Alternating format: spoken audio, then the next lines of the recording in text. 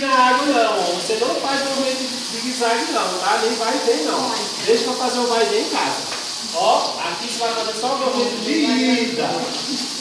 Tá? Outro braço aqui da mesma forma, ó, passa pela água até o cotovelo, e sai da água. De novo aqui, ó. Quantas vezes eu precisar fazer, vou fazer? 30. Tá no automático, é? 30! Ó, tá aqui na mão? Não. Mão pra cima. O que a gente faz agora? Olha aqui, pessoal, ó. Mas é alguém que te entrega, né? Não, vou deixar pra você pegar. Uai, você Olha aqui, tô ensinando, ó. tá pegando na mão. Olha a mão, ó.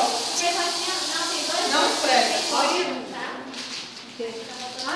Aí Na joga hora a outra da mão, compressa ó. você vai entregar pra gente, né? A compressa. Não vai dar tempo. Então não precisa secar. Tô ensinando você a secar, mulher? Não, mas a gente Mas você falou que não tinha um. Não vai dar tempo. Só for entregar o pano na mão que ninguém sabe quem é. Tá? Isso é assim, pessoal. Não, Ó. eu falo no dia da prova. Aqui, eu tô ensinando você a secar, filha. Você pega. Você pega. Aí aqui, ó, é sempre assim. O pano que está na mão, seca a mão que está sem, ó.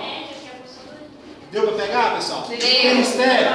Não. Aqui, vamos secar o outro braço. Mesma forma, ó. Vem, Daiane, bora. Certinho. Da mesma